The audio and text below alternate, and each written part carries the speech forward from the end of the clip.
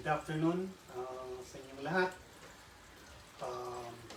We'd like to invite our brothers and sisters online. Join us as we worship the King of Kings and the Lord of Lords, the Lord Jesus Christ. No? And this is the time for us to gather. No? Commandment ng Panginoon yan for us to gather and worship Him. Amen? So let's all put ourselves in the presence of the Lord Jesus Christ and let us worship the King of Heaven. Amen.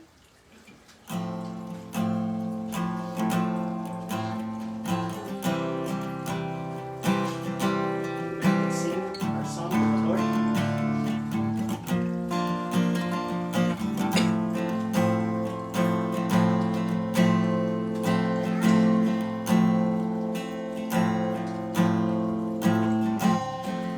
Let's start. Sing.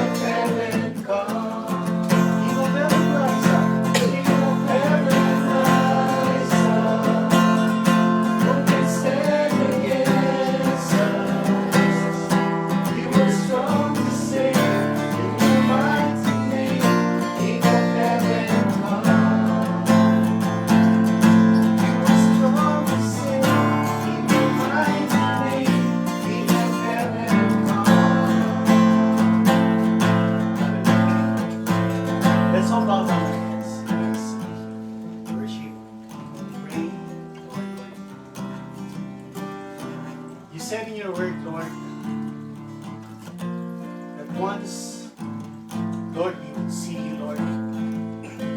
You would have a sash on your body that says King of Kings and the Lord of Lords. And we acknowledge you, Lord God, Lord Jesus, our King of Kings and the Lord of Lords. We worship you, Lord. This is our prayer, Lord, that you will come. Maranatha, come, Lord Jesus.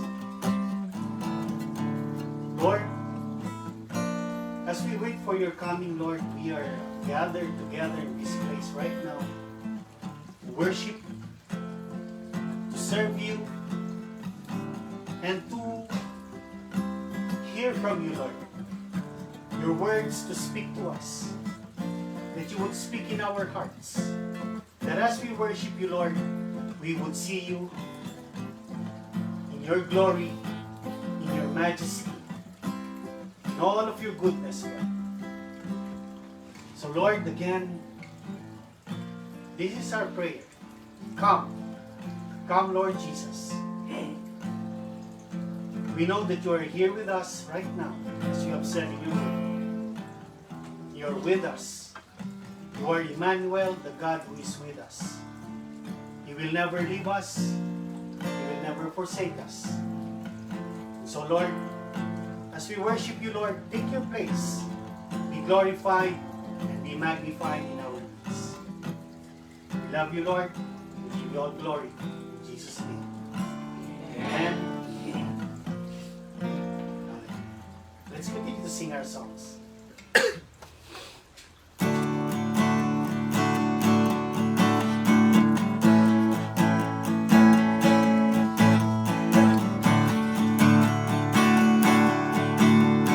He's our reward. I want to hear you say words to me. I want to hear you say good faith.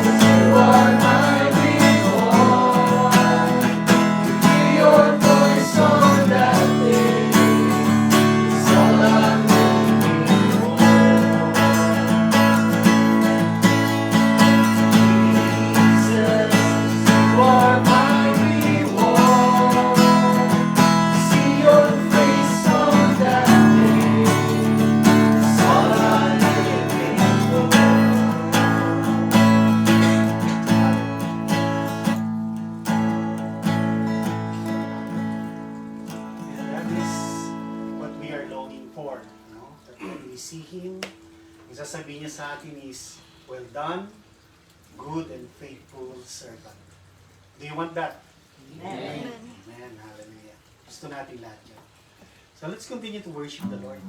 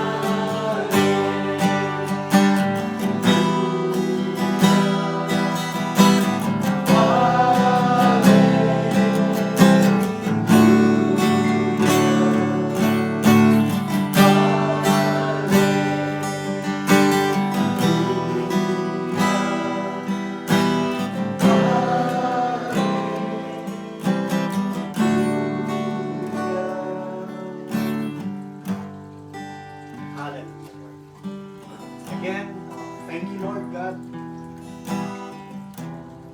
for your presence, for being with us, for receiving us, for receiving our praises, our worship. Now, Lord, minister to us your word. Minister to us your Holy Spirit.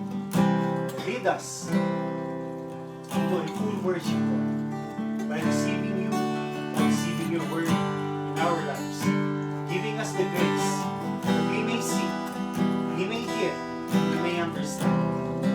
Thank you, Lord God. Thank you, Lord, that you have shown us these things. Thank you, Lord, that you are always faithful in preparing your children. We know, Lord, that you are soon to come. And we want our hearts to be prepared when that time comes. We want our loved ones to be with us. Be prepared in meeting you when that day comes. Again, Lord, we worship you.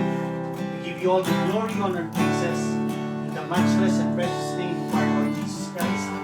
Amen. Amen. Amen. Hallelujah. We praise the Lord Jesus Christ. We praise the Lord God, our Father, for His faithfulness. Amen ba? Is the Lord faithful to us this week? Amen. Yes, He is always faithful. Though, sabi niya sa Bible, though we remain, or though we are not faithful, He remains faithful. He cannot contradict Himself. He will not go against Himself. God is a faithful God. Amen? Amen. Purihin natin ang ating Panginoon sa lahat ng kabutihan niya sa atin. For the past week, He has taken care of us, supplied all our needs. May mga karamdaman sa katawan, pero the Lord is our healer. Amen. He always heals us. Amen? Amen. May mga kakulangan, pero the Lord is our provider. He provides for everything that we need. Amen? And I believe, that the Lord is going to take care of us until that time. Na darating siya, tulad ng inawit natin kanina, pagharap natin sa Kanya, may the Lord say to us, "Well done, good and faithful servant." So if God is faithful, He also wants us to be faithful. Amen ba yun? Amen. God wants us to be faithful also. If He has given us His righteousness, God wants us to live in righteousness. Yun ang gusto rin ng ating Panginoon. Amen ba? Amen. Lagi kong sinasabi sa inyo, the Lord is preparing us for the rapture. Because that is the next event that will happen. And malapit na yun. Kung sasabihin natin, siguro mga 5 years pa or 3 years pa, ano yun? Ang bilis ng panahon ngayon. Hindi natin namamalayan, mamaya Pasko na naman. Next month, we will be 5 years already sa ministry natin ng Shalom Saints. Ang bilis ng panahon. So, let us look unto that time na kung saan sinabi ng Panginoon that we should be looking for that blessed hope. Yung mga nangyayari sa mundo ngayon, lalong-lalo na sa Israel, that is a sign. That is a sign. Hindi lang prophecy ito. This is the sign of the coming of the Lord. Nangyayari yung mga prophecies. Nangyayari yung mga bagay-bagay na sinabi na ng Panginoon.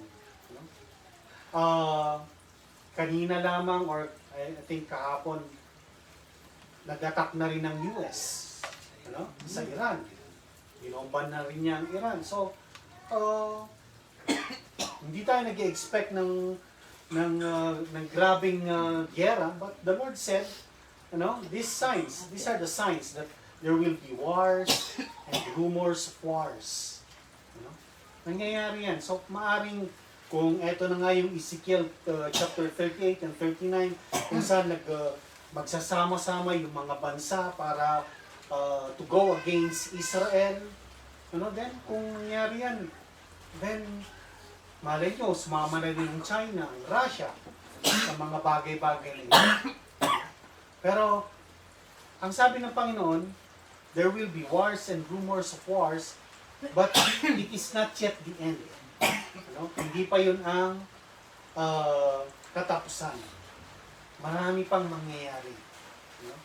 We are waiting for that next event, the coming of the Lord, and we're going to meet Him in the skies.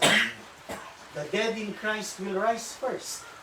And then we which are alive and remain will be caught up together with them to meet the Lord in the air. And then we will be with the Lord forever. So that is the next event that we are waiting for. Kaya, dapat lamang na nag-prepare tayo. Nag-prepare tayo doon. If you would remember the messages that the Lord has given us, you occupy, work until I come. Sabi niya, lagay natin yung fear of the Lord in us. Let us start cultivating the fear of the Lord in our hearts. Magkaroon tayo ng takot sa Diyos. Amen ba yun? Amen. So again, the Lord wants us to seek Him. Yun ang laging, kaya lagi kong prayer, that the Lord would give us eyes to see, and ears to hear, and a heart to understand. Kasi, maraming bagay, or maraming tao ang kahit nakakarinig ng salita ng Diyos, hindi nila naiintindihan. And that happened even with the apostles. Tingnan nyo kung yung mga disciples and apostles ni Jesus noon, palaging sinasabi ng Panginoon sa kanila, the Son of Man is going to be delivered to the scribes and the Pharisees, and they are going to kill Him. Pero hindi nila naintindihan. Maraming beses sinabi ng Panginoon yun, pero sabi niya hindi nila naintindihan. Kahit nung namatay na siya at nag-resurrect, nag-resurrect ang Panginoon, remember the two disciples going to Emmaus. Sumabay ang Panginoon na naglalakad sa kanila, and yet hindi nila nakita ang Panginoon. Hindi nila nakilala na yung kausap nila ay ang Panginoon. Sabi nila sa Panginoong Hesus, bakit hindi mo pa alam ang mga nangyayari sa bansang Israel, dito sa Jerusalem, na yung akala namin na siya magliligtas ng Israel, pinako nila sa krus? And what did the Lord Jesus say? O fools and slow of heart to believe what the prophets had said. Kasi hindi talaga nakikita ng mga, sabi ng Panginoon, because these things are hidden. Natatago. Kaya, kung hindi nyo hihingin sa Panginoon na makita at maintindihan siya, if you are not going to ask Him, Lord, give me eyes that see, give me ears that could hear. Hindi niya sinasabing bulag tayo o bingi tayo in the physical, but in the spiritual, sinasabi ng Panginoon. Sabi ng Panginoon through Isaiah, nung tinawag niya si Isaiah, sabi niya kay Isaiah, go and speak to these people that even they have eyes, they will not see. Even if they have ears, they will not hear. Because their hearts are wax cold, sabi niya. Tumigas, naging malamig ang puso ng marami. Kaya, kung itong mga gathering natin, sabi ko, do you remember the message? Try to remember the message. If you do not remember the message, then ask the Lord, Lord, ano na nga ba yung message? Because we have an obligation to seek the Lord. Kailangan hanapin natin siya. I want you to open your Bibles first in Isaiah 55. Start natin yung message ng Panginoon dito. In Isaiah chapter 55. Start natin sa verse 6. Isaiah 55 verse 6. Sabi niya, seek ye the Lord while He may be found. Call ye upon Him while He is near. Are we seeking Him? This is a commandment. No? Seek the Lord while He may be found. Ito yung panahon ng grace. Grace ng Panginoon na kapag lumapit tayo sa Kanya, tanggapin natin yung grace na yon, makikita natin siya. Pero kung ang buhay natin ay punong-puno nga ng kaguluhan, kasi ang daming kaguluhan sa mundong ito. Hindi lang yung nangyari sa Israel. Families are being broken. You know? Friendships are being broken. You know? Churches are even attacked by the enemy. They are being divided and broken. Maraming kaguluhan sa mundo. So kung hindi tayo maglalagay ng effort to seek Him while He may be found, to call upon Him while He is near, hindi natin siya makikita. Kahit na magsalita ako na magsalita sa inyo, hindi nyo maintindihan. The Lord has given us the social media para makapag-live tayo, para kapag gusto nyong pakinggan uli yung message, nagandaan kayo sa message, pakinggan nyo ulit, parang pagkain yan. Sabi niya, it is the bread of God. If things are hidden, then ask the Lord, Lord, show me. Give me a heart that understands. Sabi niya. Bakit hindi na naiintindihan ng marami? Because their hearts are wax cold, sabi niya. Tumigas ang mga puso, nanlamig ang mga puso sa Panginoon. Verse 7, Isaiah 55 verse 7, sabi niya, let the wicked forsake his way, and the unrighteous man his thoughts, and let him return unto the Lord, and He will have mercy upon him, and to our God, for He will abundantly pardon.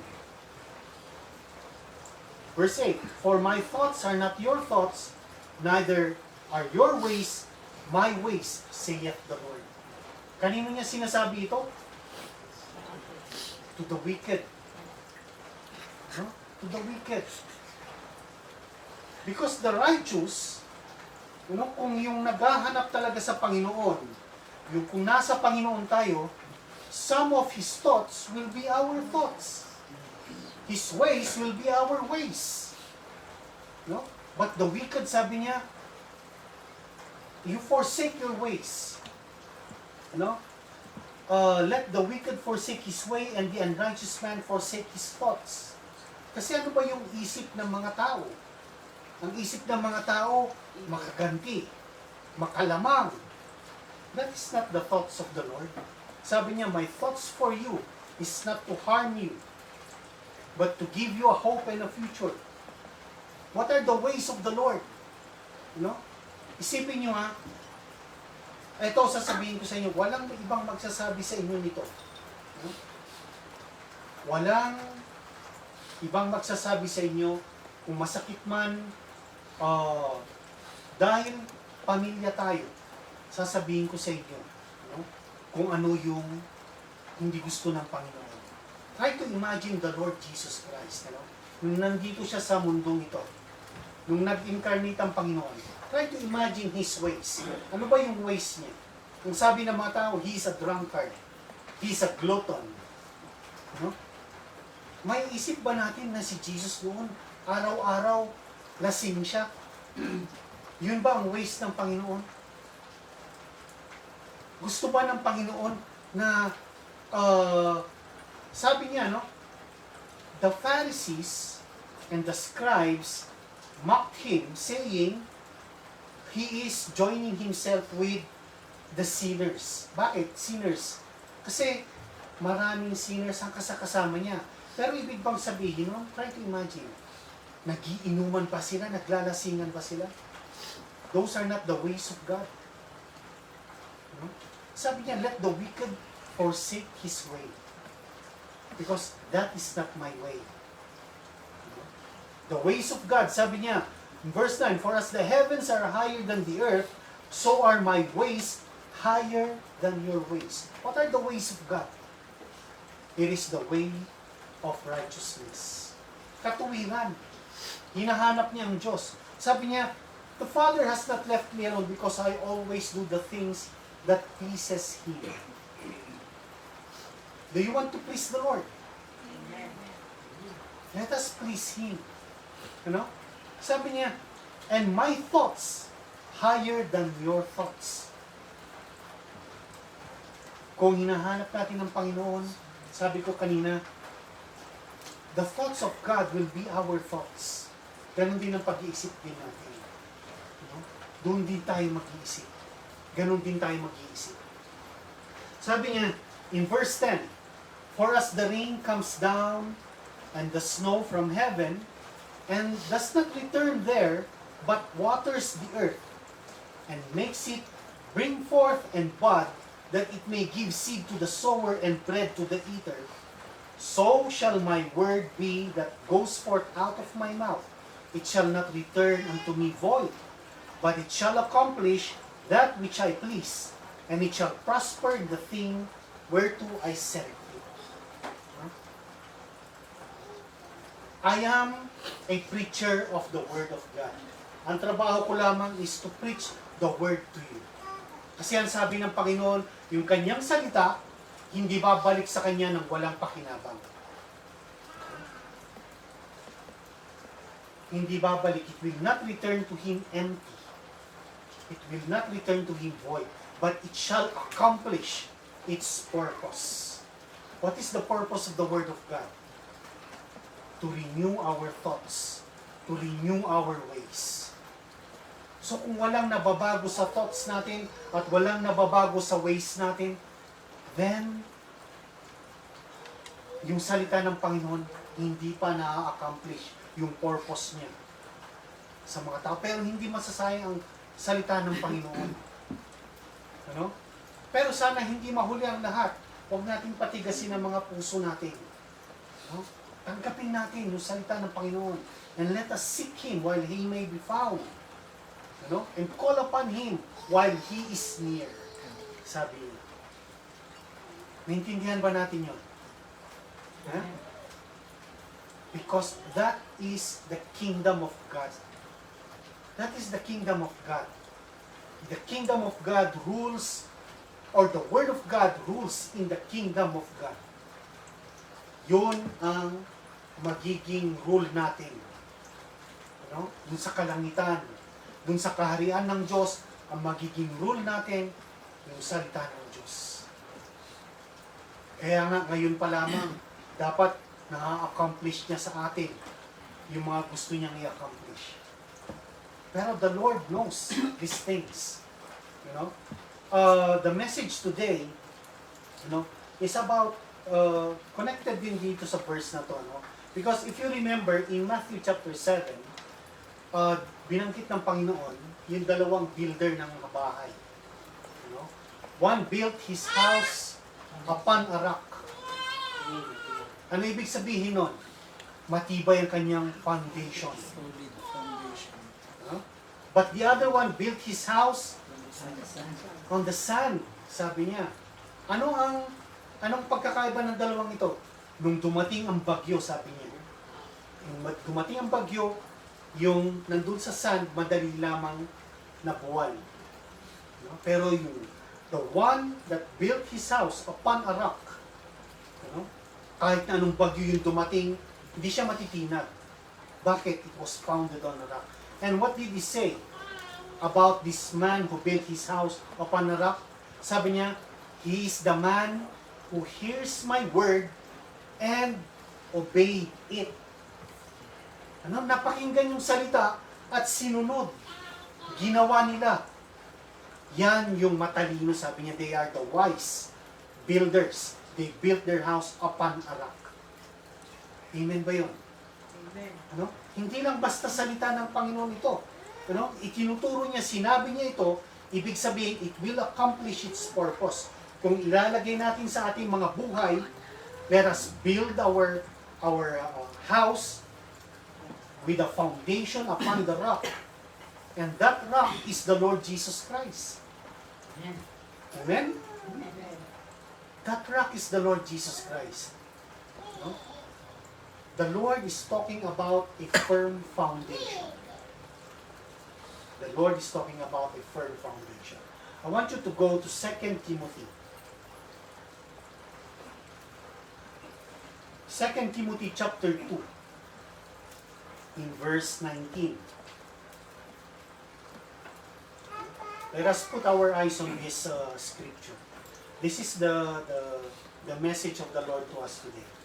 2 Timothy chapter 2 verse 19. Sabi niya, nevertheless, the foundation of God stands sure, having this seal.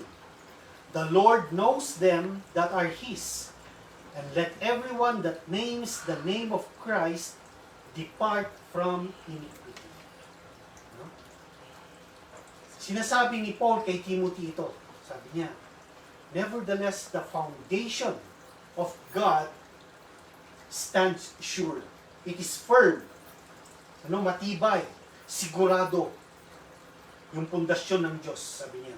At meron siyang selyo. What is the seal of the foundation of God? The Lord knows them that are His. The Lord knoweth them that are His. Alam ng Panginoon kung sino yung mga sa Kanya. Maraming beses na nabanggit natin, nabasa natin sa Bible, when the time comes, ang pinakamasakit na marinig natin sa Panginoon, or na maririnig ng isang tao sa Panginoon, I never knew you. Because the foundation of God is telling us that He knows those that are His. And that is sure. It is a firm foundation. That is the foundation upon a rock. Kung saan sinasabi ng Panginoon, that is where you build your house. Upon that firm foundation. On the Lord Jesus Christ. Hearing His word and obeying it. Changing our thoughts, changing our ways. Forsaking the wicked way and forsaking the wicked thoughts. Yan yung sinasabi ng Panginoon. And let everyone that names the name of Christ depart from iniquity.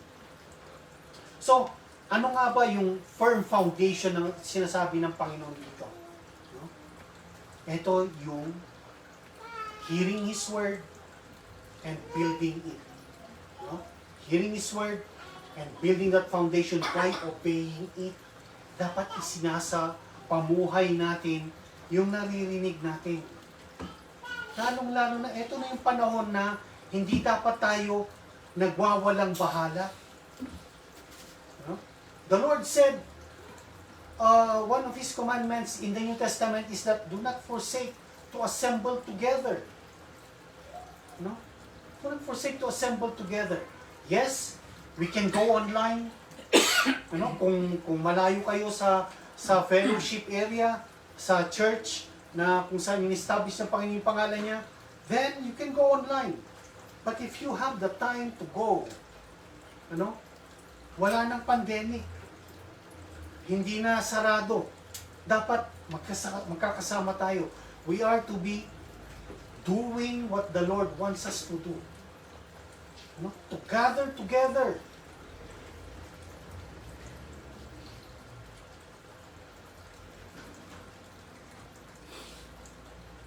God has given us time, a day, to worship and gather together. To gather and worship together.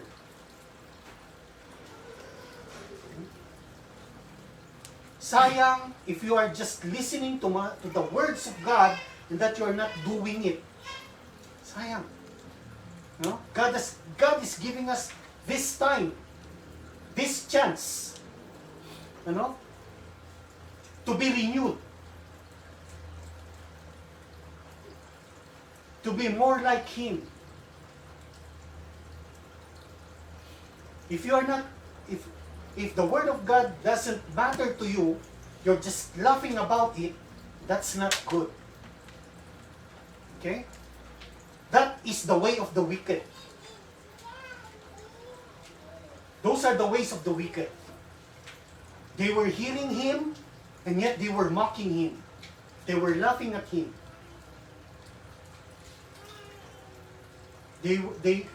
Hindi pumapasok sa kanila yung salita ng Panginoon. Baliwala.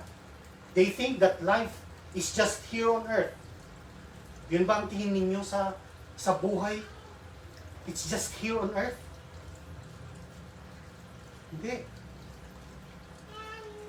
Kahit mabuhay ka pa ng 100 years dito sa lupa, sabi ko sa inyo, that is the briefest thing that you will ever do. Because there is life after here on earth. And that is eternity. Dapat sinasama natin ang pamilya natin. No? Dapat pinipilit natin. We compel them. Sabi ng Panginoon kay Abraham, I know him, that he will command his children, his family, to obey the commandments of the Lord. We are to do those things. Those are commandments.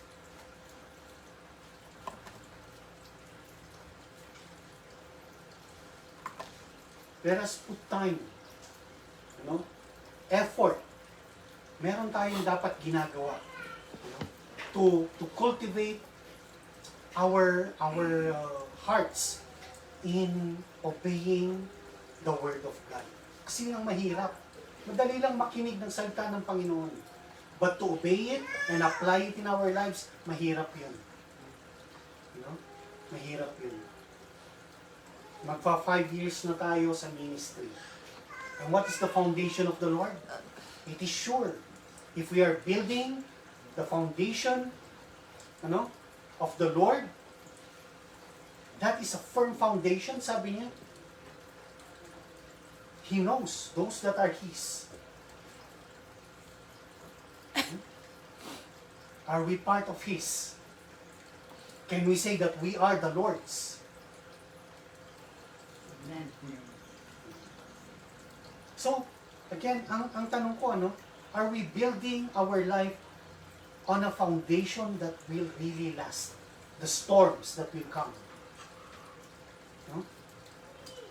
Kasi once we are left behind, dun pa lamang tayo mag-iisip, bakit ako naiwan?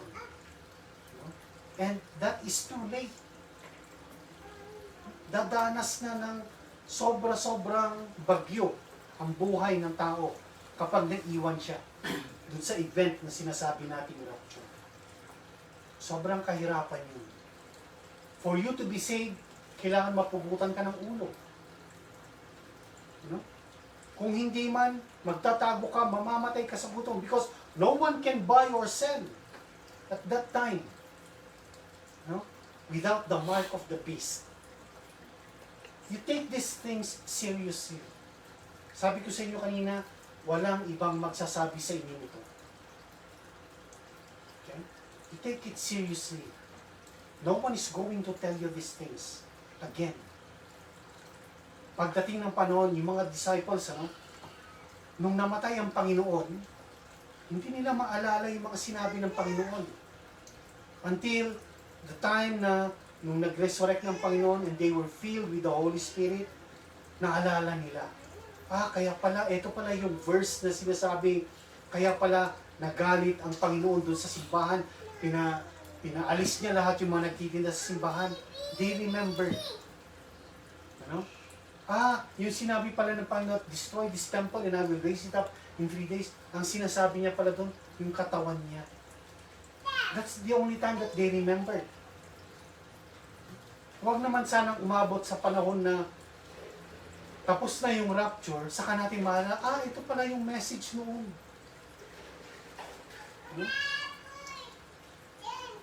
Do not be so sure that you are a child of a pastor, that you are already saved. No. Every one of us has an obligation. Hindi porke pamilya tayo, na magkakasama tayo, nag-worship ngayon. Hindi porke you pray the prayer once, accepting the Lord Jesus Christ in your life, and that's it. Sabi niya, you will know them by their fruits. There should be a change. May pagbabago. Forsake the wicked ways, forsake the wicked thoughts. May pagbabago. Seeking the Lord always.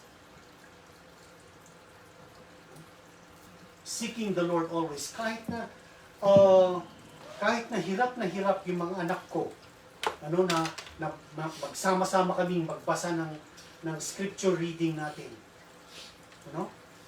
Kung minsan, ayaw nila. Pero kailangan pilitin ko sila. Hindi, basahin natin. Sobrang haba naman yan. Basahin natin. As a family. Kasi kung hindi ko sila pipilitin, just mere reading the word, meron kahit papaanong impact yan sa buhay natin. We are learning about God. We are learning His ways. So, that is a firm foundation. Sabi ko sa inyo, umpisahan ninyo sa family ninyo. In your houses. To call your children and read the scripture reading. Kumisan, ang maximum natin 3 chapters. Hindi kukunin ng isang oras yun. And just reading it without exhortation, without Bible study, that would just take 15 to 30 minutes siguro. Ginagawa namin, salitan kami. Kung 3 chapters yun, I'll start the first chapter, si Rowena yung second, si Jael yung third, and then the following day, si Rowan, si Jody. Pero umiikot lang na binabasa namin. If there are things that I need to exhort, I exhort it to them. And they are learning. We are learning. I am learning also. Kasi yan ang gusto ng Panginoon. Sabi niya, pagkain yan. The words that I speak unto you, they are life, they are spirit. Kaya yun ang kailangan natin eh. Spirit and life. And the words that the Lord has spoken to us, they are spirit and they are life. Amen? Pag tumating yung bagyo na yun, make sure, if your foundation, your house, is built on a firm foundation, hindi magigiba yun. The Lord will always hold that house. Amen ba yun? Sabi niya, the Lord knows those that are His. Kilala ng Panginoon. There is an assurance of relationship with us. Kilala ng Panginoon kung sino yung sa Kanya. Sabi niya in John chapter 10, in verse 14, sabi niya, I am the good shepherd, I know my sheep, and my sheep know me. I know my sheep, and my sheep know me. Do you know the voice of the shepherd? The shepherd is always calling us, come to me. Come to me.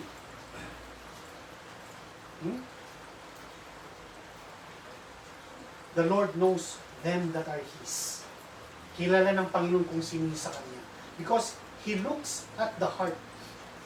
He's not looking at the congregation. Kung gaano karami. Hindi tinitignan ng Diyos kung gaano karami ang congregation natin. Ang tinitignan ng Diyos ay yung puso ng bawat isa. Ang puso mo ba is inclined to listen to Him and obey Him? Do you know His voice? Do you follow His voice? Sabi ko sa inyo, nung last Sunday, yung shepherd, yung shepherd sa isang lugar, marami siyang mga sheep. Maraming mga taong nanonood doon sa mga sheep na yon. At sinabi niya yung parang password niya kung paano niya tawagin yung mga sheep. Sinabi niya sa mga tao, tinawag ng mga tao yung sheep. Walang sheep na lumapit. Pero nung siya na yung nagsabi ng word na yon, takbuhan yung mga sheep lahat doon sa shepherd. Why? Because they know the voice of their shepherd. Tayo ba alam natin yung voice ng shepherd natin? Sabi ko dun sa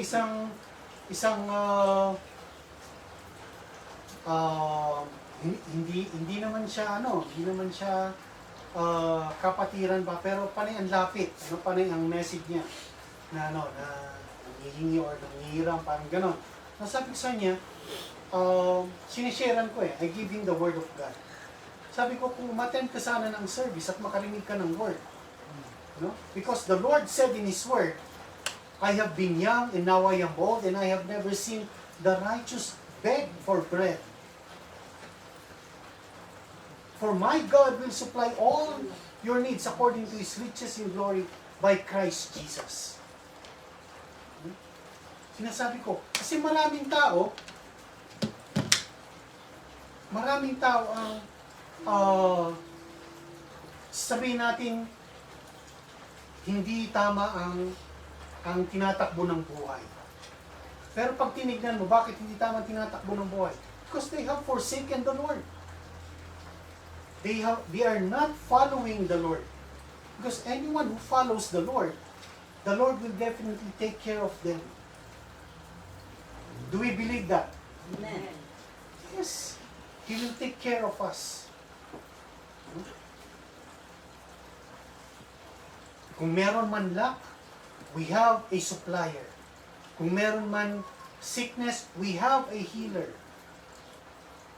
May mga symptoms, yes, but yet the Lord said, He will heal us. He has healed us. He will provide for us. You know? But if we will forsake Him, paano natin masasabing tama yung dinadaanan natin? You know? Maraming gustong pumunta ng langit pero ayaw nila umattend ng service. You know? Maraming gustong makita ang Panginoon pero ayaw nilang marinig yung salita niya. Shh, Chase? Listen. Okay? So sabi niya, the Lord knows them that are His. Hindi lang knowledge ito, no? By experience ito. Nung sinabi ng Panginoon, I never knew you, sabi niya doon sa mga tao, ibig sabihin, hindi ko man kayo na-experience. Hindi man kayo umattend ng service. Hindi man kayo nakipag-fellowship. Are you sure that when you go online, you are really focused? Eh kung yung mga nandito nga sa church mismo, hindi pa makapag-focus ng tama eh. How much more kapag naka-online ka lang? There are a lot of things to do in the house. You know? How can you focus on the Lord kung doon lamang sa online? Sabi ng iba, kaya ka lang nag-online kasi gusto mong maraming views, maging sikat ka, hindi. Kung pwede nga lang, gusto ko na rin putulin sana yung live natin, but it is what the Lord has established in the ministry. Ano? Yung mga kamag-anak natin sa ibang bansa, na para sa kanila sana yung purpose din na makarinig sila ng word. But yet, not many of them are really listening to us, joining us in the service. So, it is by experience. Did you really experience the Lord in your life? Did the Lord experience you? Isipin natin yun. Kapag humarap tayo sa Panginoon at sabihin ng, na-experience mo ba ako? Anong sasabihin mo, experience mo with the Lord?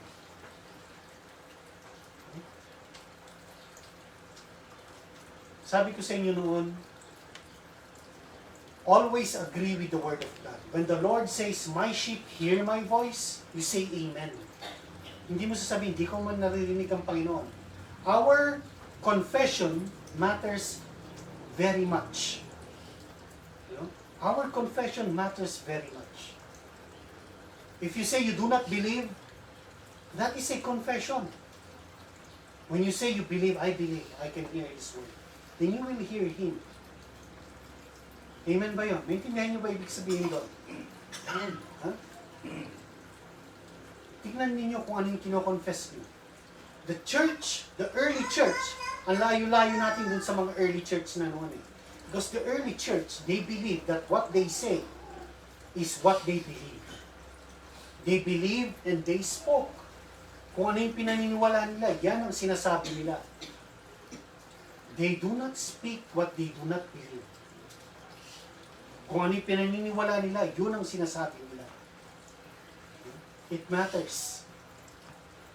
If you know the Lord, that is what the Lord is teaching. Yan yung salita ng Panginoon. You speak to the mountain, sabi niya. You speak. Whatever you speak, when you believe it in your heart, you will have whatsoever you speak. Whatsoever you say. So that is the Word of God. So doon tayo mag-dwell. No? Yung mga apostles, the disciples of the Lord Jesus Christ, kahit nung nakita na nila ang Panginoon, na nag-resurrect, nung una ayaw nilang maniwala. No? And then the Lord appeared in their midst. Sabi niya, may pagkain ba kayo? Kumain pa siya. Come, look at my wounds. Pinakita niya yung kanyang mga sugat. No? Kahit nung nakita na nila ang Panginoon, hindi sila pinayagan ng Panginoon na lumabas kaagad at mag-preach. Bakit? No? Kailangan nilang ma-empower ng Holy Spirit. Sabi niya, wait for the promise of the Father. Nakita nila ng Panginoon. Bago umakyat ang Panginoon sa langit, sinabi niya, do not go out of Jerusalem. You wait for the promise of the Father until you be endued with the power from on high. So, ibig sabihin pala, kapag na-born again ng isang tao, binibigyan ng Panginoon ng Holy Spirit. Amen. And yet, the Holy Spirit does His work to change us. No? Binabago niya tayo. And that is how you're going to assess yourself. Binago ba ako ng Panginoon? When we say, am I born again? May pagbabago ba? Nabago ba ako ng Panginoon? Let's check ourselves. Kasi malapit na tumating ang Panginoon. No? Check natin. And kung meron mang hindi tama sa buhay natin, ask the Lord to help us renew it. Sabi ko sa inyo kanina, all I have to do is to preach the word to you. I cannot change you. I cannot change your thinking. I cannot change your heart. But God can. The Holy Spirit's work is to change us. Amen. Amen? Yan ang trabaho ng Panginoon. And that is how we experience Him. That is how He experiences us. He knows them that are His. No? Sabi niya, I know my sheep, and my sheep knows me. They experience me. You know doon is an intimate relationship. Yun yung ginamit niyang know when He said, Adam knew Eve. Adam knew Eve. May intercourse. Ibig sabihin, an intimate relationship. Yun ang ginamit niya. I know my sheep, and my sheep know me. May intimate relationship. Naintindihan ba natin yon? Yung relationship natin sa Panginoon, mahalaga sa Kanya. Mahalaga ba sa atin ang relationship na yun? Kasi kung mahalaga yun, iingatan natin. No? Iingatan natin yung relationship na yun. Hindi natin pababayaan na masayang yung relationship ninyo. If you love your wife, your partner, your boyfriend, your girlfriend, no, kung talagang may pagmamahal, you do everything to preserve that relationship. Amen ba yun? Ha? Sabi mo, mahal na mahal ko yung asawa ko. May mga love letters sa'yo yung asawa mo, wala ka mang binasa kahit isa. Pero sabi mo, mahal na mahal ko yun. Same thing with God. Sabi natin, mahal natin ang Panginoon, pero yung love letter niya, hindi natin binabasa. Pinapakinggan natin, pero hindi natin ginagawa. No? Hindi tamang relationship yun. No? Pumapasok ba sa inyo yung mga sinasabi ko ngayon? Because this is what God is telling us. Hindi lang para sa inyo yun, that is for me as well. No? Gusto ng Panginoon, I am in my 34th year walking with the Lord. And yet the Lord wants me to be more intimate with Him. Lalong-lalo na sa inyo. Kung nag-uumpisa pa lamang kayo, mga bata pa kayo, start making that relationship work. Gawin natin kung ano yung magpapaganda doon sa relationship na yun. Baguhin natin yung mga ways natin. Go with that relationship. Then masasabi natin, I know my Lord. I know my husband. I know my partner. I know Him. That's the only time. And then the Lord said, I know those that are mine. Yun ang foundation, yun ang seal ng foundation ng Diyos. Yun ang selyo niya. Amen. Intindihan niyo yan? Amen. Kaya nga sabi niya,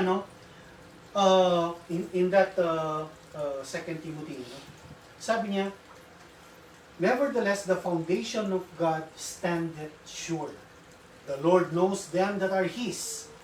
And then the third one, sabi niya, let everyone who names the name of the Lord depart from iniquity. Let everyone, lahat ng nagsasabing Kristiyano sila, let everyone that names the name of Christ depart from iniquity. Umalis sa kalikuan, umalis sa kasalanan. Hindi madali, pero kaya. Pinakita ng Panginoon. Pwedeng, because the Holy Spirit in us, we may fall, but that will not be our way of living na. Hindi na yung palaging nalalaglag, hindi na yung palaging nadadapa. Nadapa ka man, bumabangon ka kaagad, and then you repent. Because that is the grace of God for now. Ngayon. Ngayon, yan ang grace ng Panginoon sa atin. We are living in the grace of the Lord.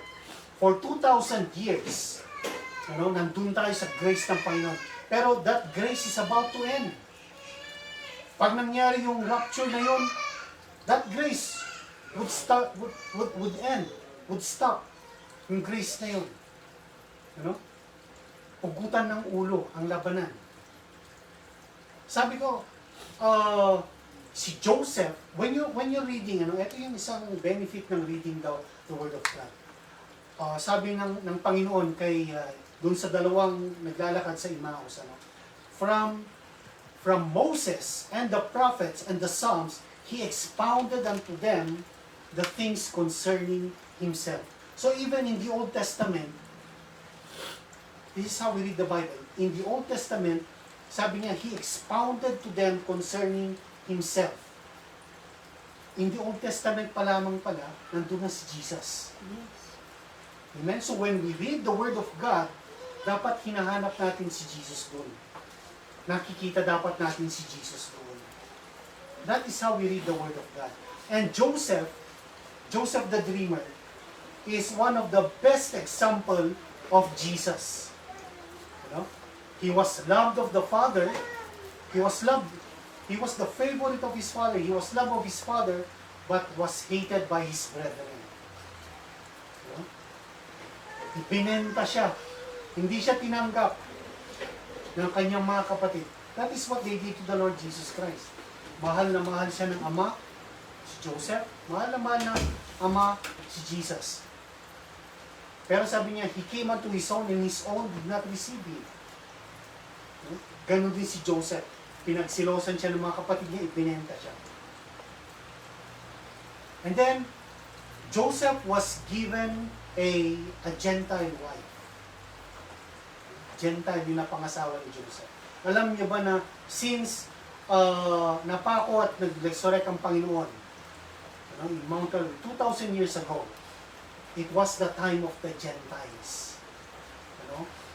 Puro Gentiles ang kasakasama ng Panginoon. The blessings of the Lord, same thing with the blessings of Joseph. Anong sinabi? Nung in-interpret niya, may 7 years na plenty, may 7 years na famine. Doon sa 7 years na plenty, sino ang nakinabang? Mga Gentiles . Ilang beses lamang pumunta yung mga Jew doon. Si Jacob. Isang beses, dalawang beses lang eh. No? Yung pangalawang beses, yung pangatlo, pinuntahan na ni Joseph, sinundo na si Jacob eh. Pero sino ang mga nakinabang doon sa 7 years of plenty na yun? Yung lahat ng Gentiles. No? And in the 7 years of lack, nilabas ni Joseph lahat yung mga blessings na inipon niya. Sino uli ang nakinabang doon? The Gentiles. Yung panahon ng grace natin ngayon. Ang nakikinabang ng marami ngayon, tayong mga Gentiles. No? Huwag tayong maging parang mga Hudyo tayo na we celebrate everything that the Jews are celebrating. Ano? Hindi. We are Gentiles. We are part of the Gentiles. Although, ang sinasabi lang ng Panginoon, the Jews and the Gentiles and the church, but for explanation, sinasabi ng Panginoon yung tatlong klase ng taong yun. Pero, ang sinasabi niya, tayo ngayon ang church. Hindi na Jew or Gentile. Amen? Pero, tinitignan natin ano yung benefit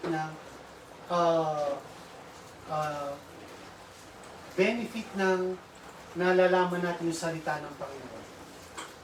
Kasi once we hear the Word of God, sabi ko, there is a change. It changes us. Kaya sabi niya, let everyone who names the name of the Lord depart. Umalis na sa kasalanan.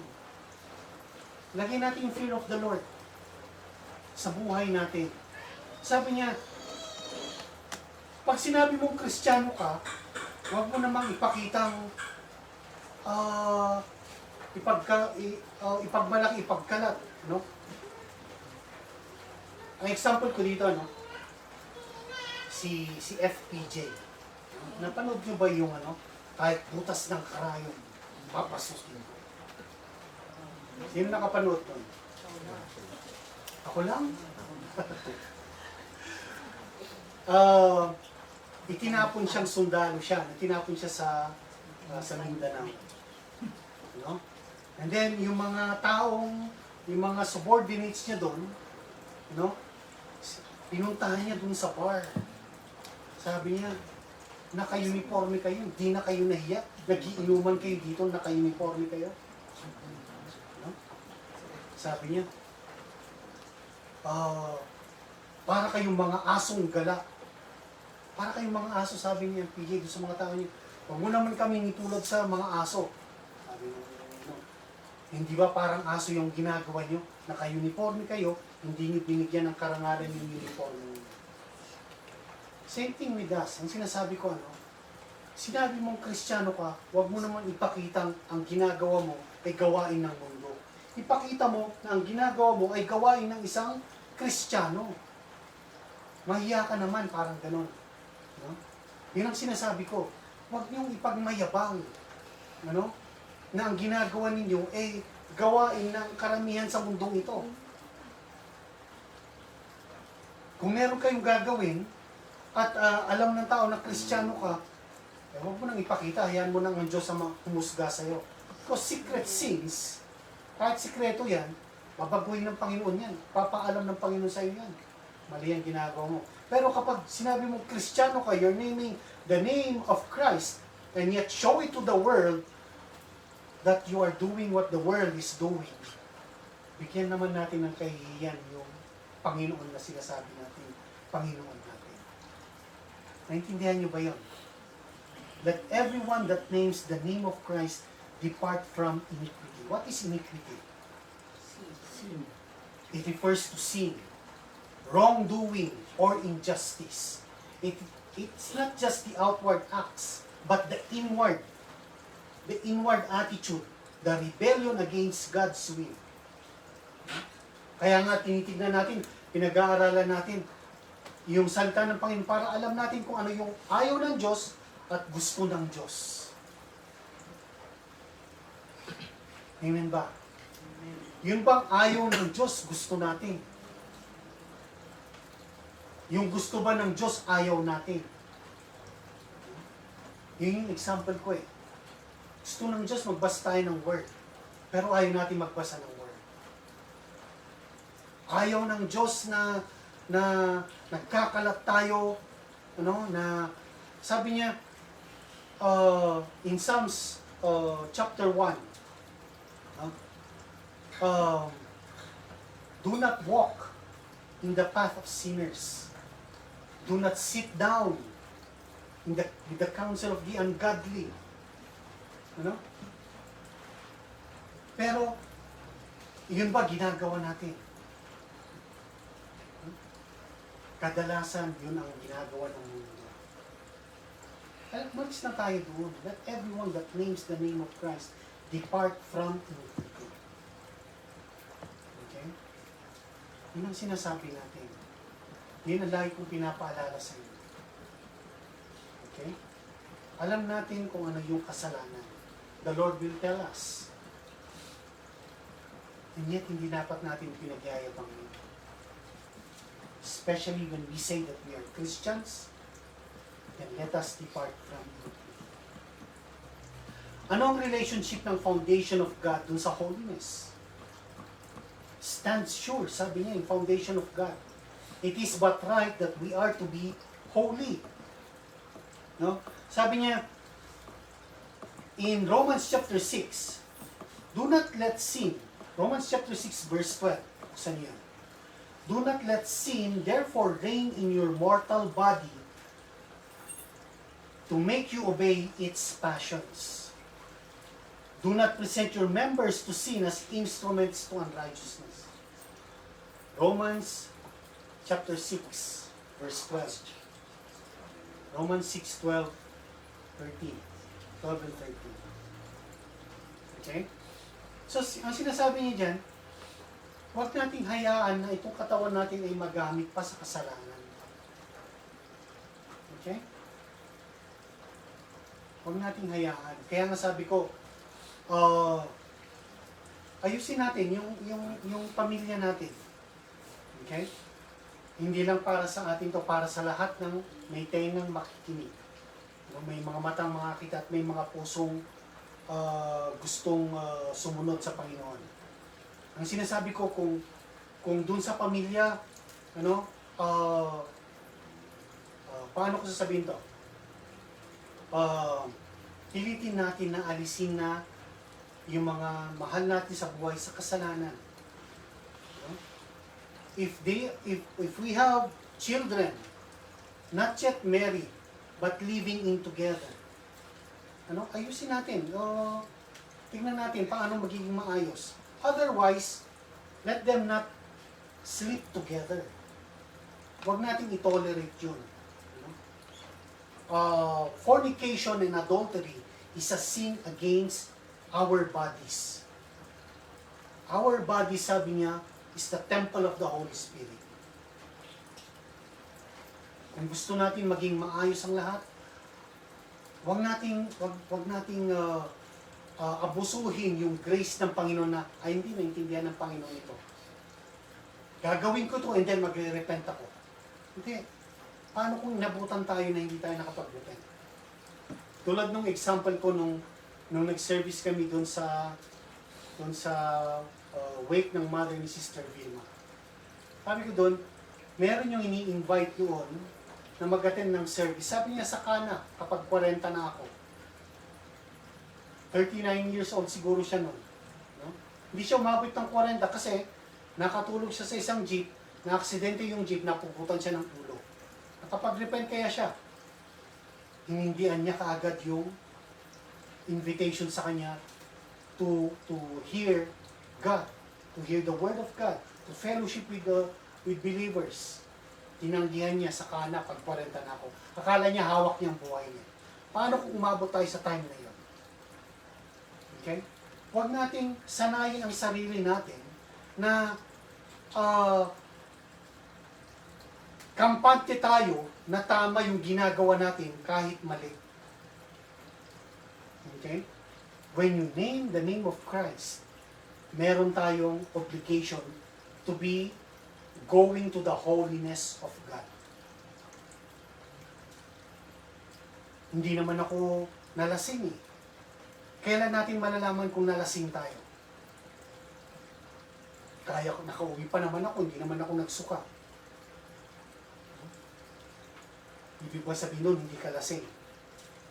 Hindi natin masasabi yun eh. You cannot know when you're drunk anymore. Masasabi mo siguro hindi ka nalasing kung siguro naka-isang baso ka lang. Kung hindi ka pa nga manginom, yung isang baso, lasing ka na eh.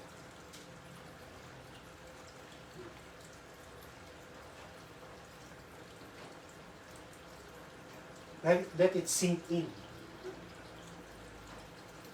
Do you agree with that, Bon? Umiinom ka ba? Good.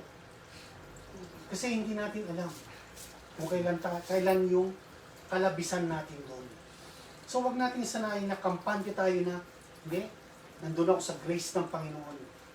Yes, the grace of God is always there. But the grace of God wants us, not to use our bodies as instrument of sin. Sabi niya. Because our bodies is not ours anymore.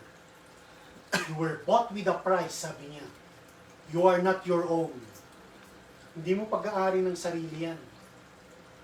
Huwag mo basta-basta gagamitin sa walang kabuluhan.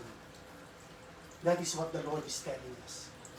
Yun ang sinasabi ko sa inyo, na hindi nyo maririnig ang mga bagay nito sa ibang tao. Sa akin maririnig nyo. Dahil mahal ko kayo, dahil pamilya ko kayo, dahil ito ang sinasabi ng Panginoon na sabihin ko sa inyo. We are at the time where we need to cultivate everything in our relationship with the Lord. Because the Lord knows them that are His. That is the seal of the foundation of the Lord. For we are His workmanship, created in Christ Jesus unto good works. Nilikha tayo ng Panginoon para gumawa ng mabuti, hindi para gumawa ng masama. We are not saved by works, but we are created to do good works. If we are saved, yung works will follow. If we are not saved, the works will follow. And you shall know them by their fruits. Yun ang sabi ng Panginoon. So, going back to that foundation, building a house, founded upon a rock. Let us examine our lives. Are we building on the rock of Christ? Let us examine. Test yourself, sabi niya. Let us examine. Are we actively departing from iniquity? Pinipilit ba talaga natin umalis sa kasalanan? Pinipilit ba talaga natin lumapit sa Diyos? That is the sure foundation. Let us remember that God knows us and He calls us to live according to His purpose. Paano nangyayari yung all things work together for good?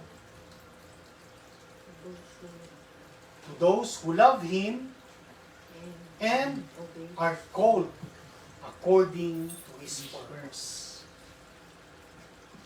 Amen ba yun? Amen. Kaya sermon ang tawag dyan. Kaya sermon ang tawag dyan. Kasi kapag sinesermonan tayo ng mga tatay at nanay natin noon, kailangan nakikinig tayo. Kasi kapag hindi ka nakinig sa sermon at tatawa-tawa ka, makakatikim ka ng sipangol. You know what sipangol is? Sampal.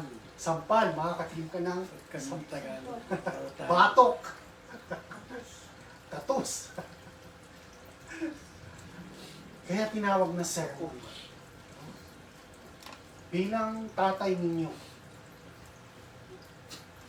sa congregation na to, sinasabi ko sa inyo, let us build our houses, our lives, on the foundation of the rock of Christ. Amen? I want you all to bow down your heads. Now let us pray. Hallelujah. Lord God, we thank you for the unshakable foundation that you have given us. We thank you, Lord, that the seal of your foundation is that you know us. You know those that are yours. Panginoon, dalangin ko po, Panginoon. Patuloy kong hinihiling sa inyo. Ako po at ang aking sambahayan, ang aking pamilya. Ganon din ang lahat ng taong nakikinig at may pusong sumunod, Panginoon. Tinataas ko po sa inyo, Panginoon. Hayaan mo pong may tayo namin ang aming pananampalataya sa siguradong pundasyon mo, Panginoon Diyos, Panginoong Yesus. Matutunan namin pakinggan ang salita mo at ipamukay namin. Magkaroon ng pagbabago sa buhay namin, Panginoon. Tulungan mo po kami. Lord, pinakita mo sa amin, Panginoon, na mahirap man ay kakayanin namin dahil ikaw ang nagbibigay ng kalakasan sa amin. We can do all things through Christ who strengthens us. Ikaw ang nagbibigay ng kalakasan sa amin. And we can do all things. So Lord, by your grace, Lord, by your love, by your mercy, by your salvation, Lord, makakaabot kami, Panginoon. Doon sa lugar na kung sasabihin mong kami ay sa iyo at ikaw ay amin. Yung sasabihin mo, Panginoon, na kilala mo ang iyong mga tupa at ang iyong mga tupa ay kilala ka. Tulungan mo kami, Panginoon, na umabot kami sa puntong sasabihin namin, kilala ka namin, Panginoon. At ang maririnig namin muli sa pagkikita natin, sa panahon na makikita namin ang mukha mo, Panginoon, that we would hear you say, well done, good and faithful servant. Enter into the joy of your Father. Thank you so much, Lord God, for your word, for your message. I pray, Lord, that every word that you have given us today, Lord, will be planted in our hearts, bear and grow and bear fruit that will give you glory in everything. We love you, Lord, and we thank you, Lord, for loving us first. So we lift up to you all glory, honor, and praises. In Jesus' name we say, Amen. Amen.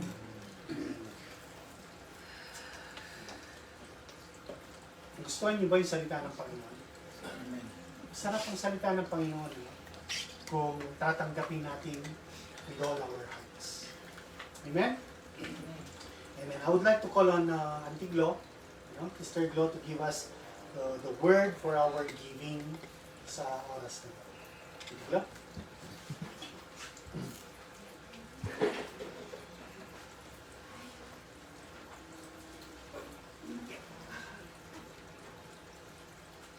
Saan yung mga envelopes natin?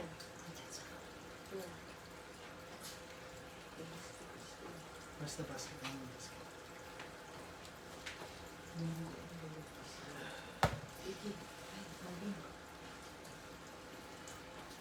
Yan, magandang hapon po muli sa ating dun sa blue na.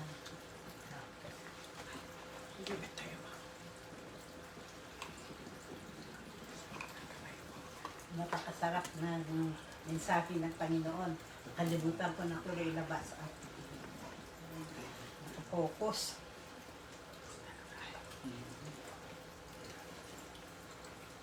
So, dadako tayo sa aking pagbibigay. Giving is giving glory to God, honor. Diba? Ang ating verse for our reading today is in Matthew 6:1. Sabi dito, take heed that you do not give your alms before men to be seen by them. Otherwise, you have no reward of your Father which is in heaven. Bilang mga Kristiyano, di ba, we are called to be generous. Kasi ating Panginoon ay ang naging generous. So if we want to be Christ-like, we have to be generous like Him. And give to those in need. So, nagagawa ba natin ang mga yan? However, it's not just about giving, but how we give that matters. Yun kasi ang ating Panginoon nakatingin siya sa ating puso eh. Hindi naman sa ating bulsa o sa mga pipakala. Nakatingin siya sa ating puso kung paano tayo magbigay. So, in Matthew 6:1, Jesus wants us to be careful not to do our acts of kindness before others to be seen by them. So, hindi tayo dapat, paano yung mga Pharisee, no? Pinagmamayabang nila kung ano yung kanilang mga binibigay.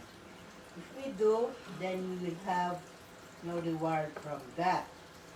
It could be tempting to give to others for the recognition and praise we may receive.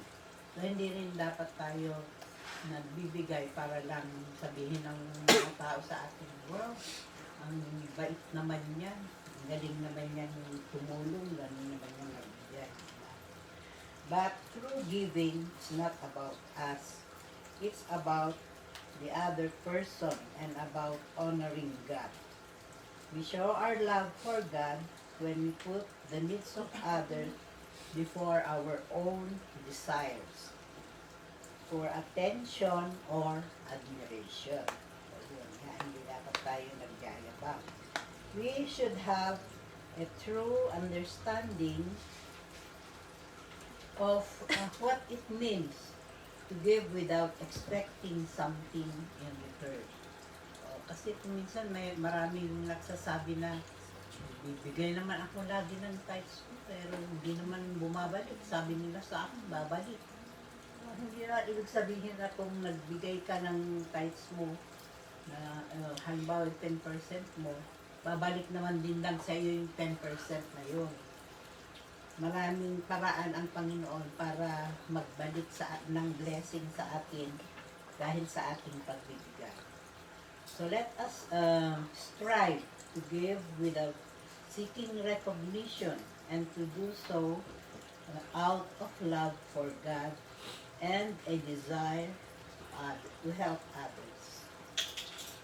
Let us pray for God's guidance and wisdom as we seek to be faithful stewards of the resources He has instructed to us. So, yun po ang ating giving. So let us pray po. We bow our heads. Dear Heavenly Father, please help us to be generous in our giving to others. We may not seek recognition or praise, but give out love for you and a desire to serve others. Give us wisdom and discernment as we give, and help us to be good stewards of the resources you have given us. May our acts of kindness bring glory and honor to you alone. In Jesus' name, amen. Amen. Give. So as we give, let us sing our opening song, Come Thou Fount of Every Blessing.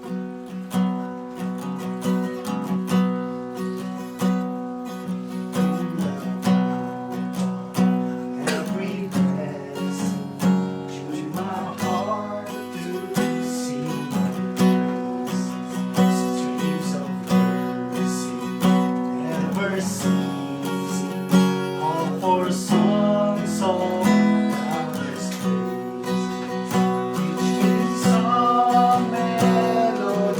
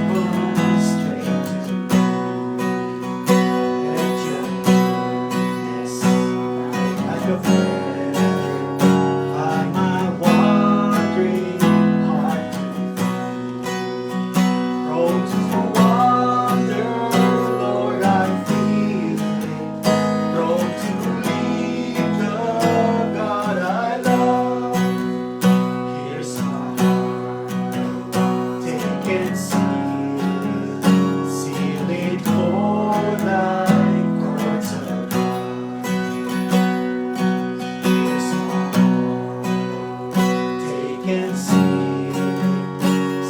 it for thy heart's I want you all to stand up now. Let us close this in prayer. Hallelujah. We thank you, Lord God, our Savior, our Lord, our King. We thank you, Lord, for your words. We thank you, Lord, for your presence right now. We thank you, Lord, for giving us your message, your word. And again, Lord, as we close this service, Lord, we pray that you will continue, Lord, to guide us in everything.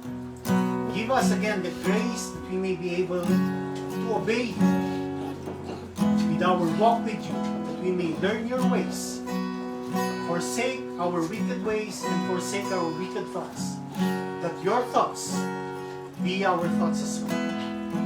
Thank you again, Lord, for this day, for this time that you have allowed us to minister unto you, and you have given us your word to minister unto us.